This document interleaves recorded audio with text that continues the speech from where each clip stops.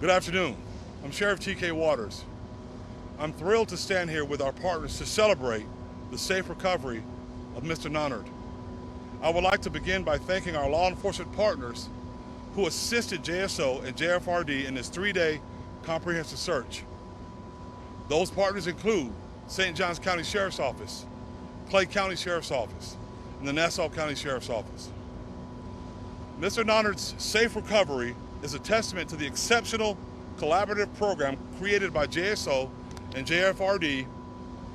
It's called the Missing and Endangered Persons Search and Rescue Program, or MEPSAR. In December of 2019, our agencies began developing this innovative search and rescue program utilizing cutting-edge statistical and investigative data. MEPSAR was officially launched in May of 2021. Since its launch, there have been 96 MEPSAR searches, and 95 of those have been successful recoveries of our missing persons. That success rate is unparalleled, and other jurisdictions look to JSO and JFRD MEPSAR collaboration as a best practices model. Our investigators travel around the country educating other law enforcement agencies about how to replicate the MEPSAR model. I want to recognize the men and women who worked tirelessly during this 3-day search, and you'll see them all behind me. JSO was notified that Mr. Nonnard was missing this past Tuesday at approximately 6:30 p.m. He was found healthy and unharmed in a dense swamp area at approximately 4 p.m. yesterday afternoon. Each day of the search, there were between 110 and 125 search and rescue personnel looking for Mr. Nonnard. Over the course of this MEPSAR search, over 5,721 acres were comprehensively searched by personnel. Our collaborative team utilized all our available investigative and technological resources to successfully locate Mr. Nonnard.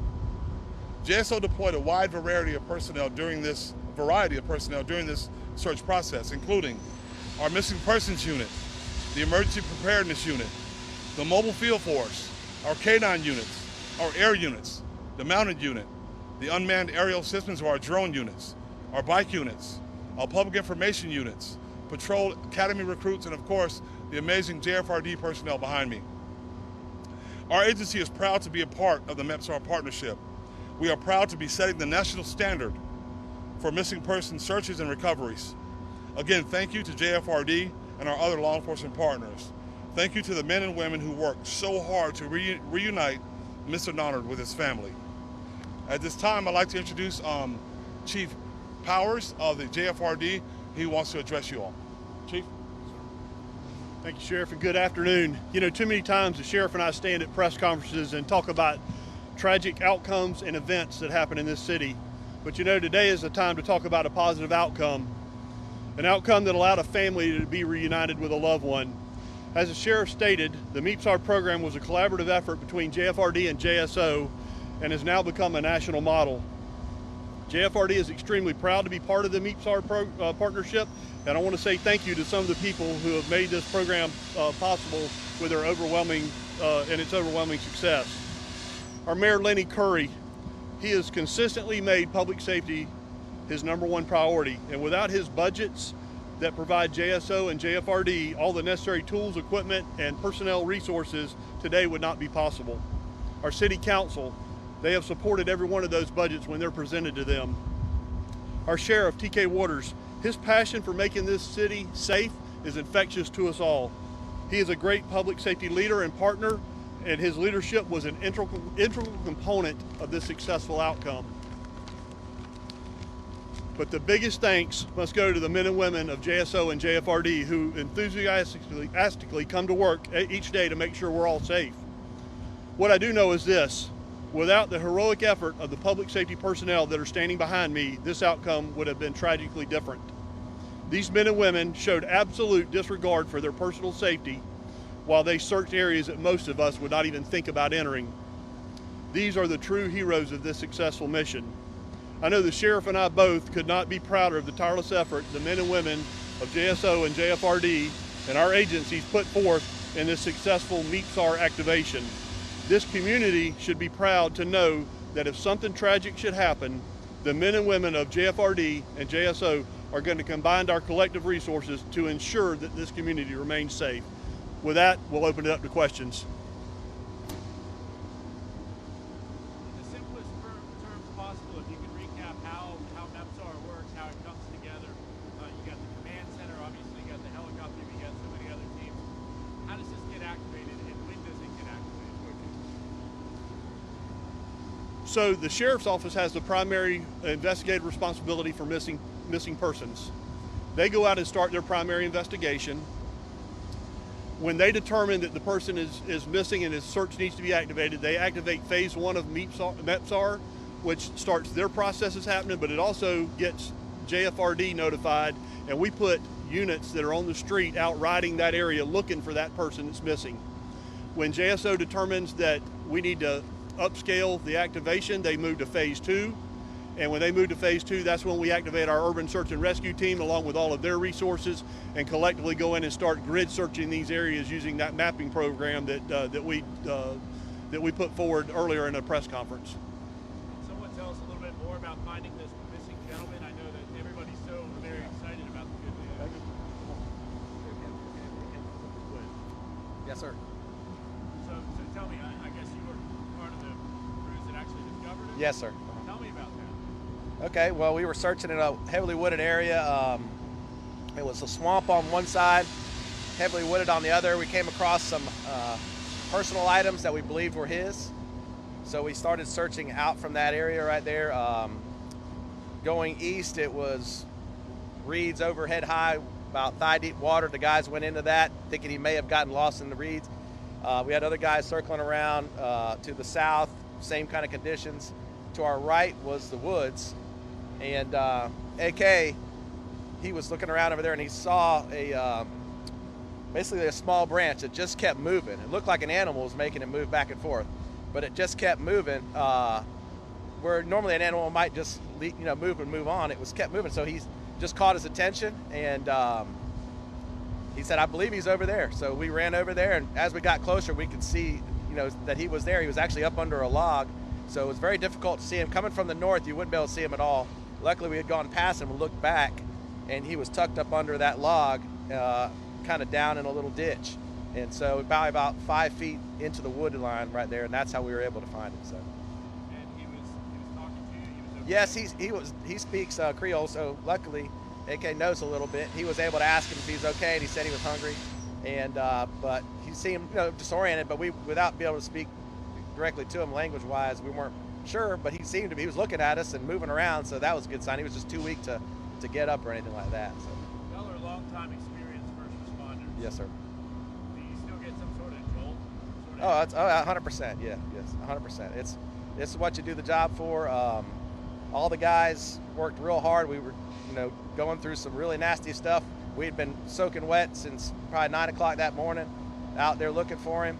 And the light was starting to get down, so we were trying to get this one area, just check it really well.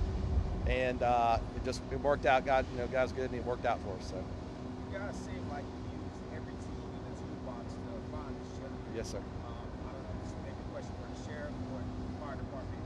At what time do you guys figure that it's too much or it's too little to use for finding a missing person?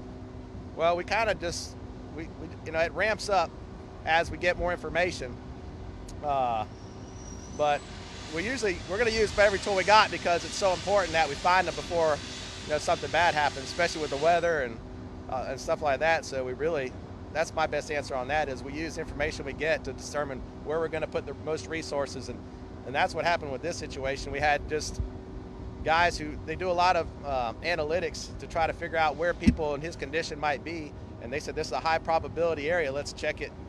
And it would be very easy to miss him, to be honest with you. The way he was covered up by debris, it was very easy to miss him. But, he's a sharp-eyed fella, and he's seen him. So. And that was kind of my next question. I mean, weather is kind of looming where we're getting colder Right. weather in the next couple of days.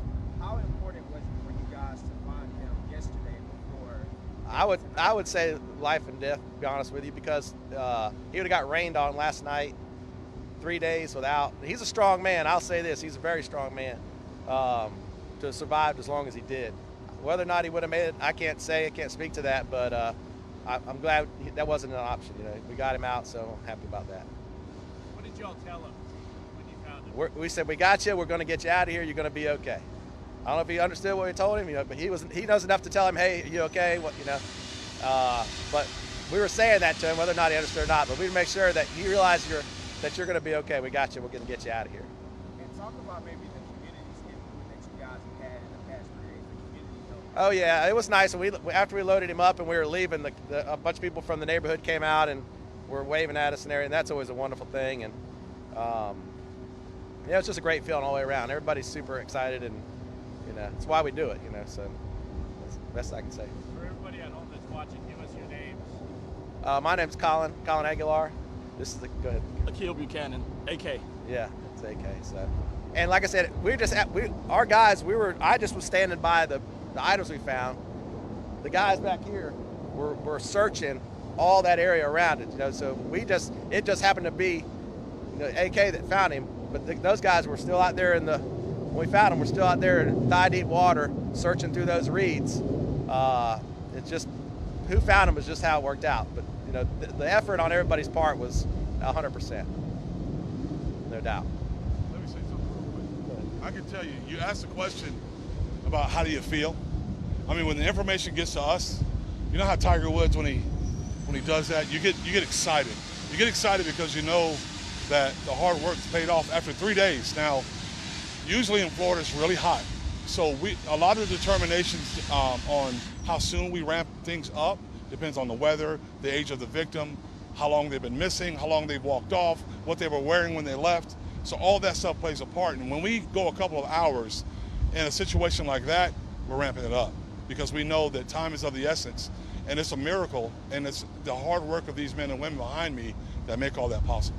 It's amazing, and I'm extremely happy. I know Chief Powers is also. Describe where he's found, Sheriff, and like what's the closest intersection if we were to try to pinpoint it? Do you remember, what's the closest intersection? Oh, Connie Jean Road, out in that area. How far was that from the home? Yeah, we'll get it for you. We carried him a pretty good way to get him out. Yeah, so it's an amazing thing. It's an amazing thing. Thank you all very much.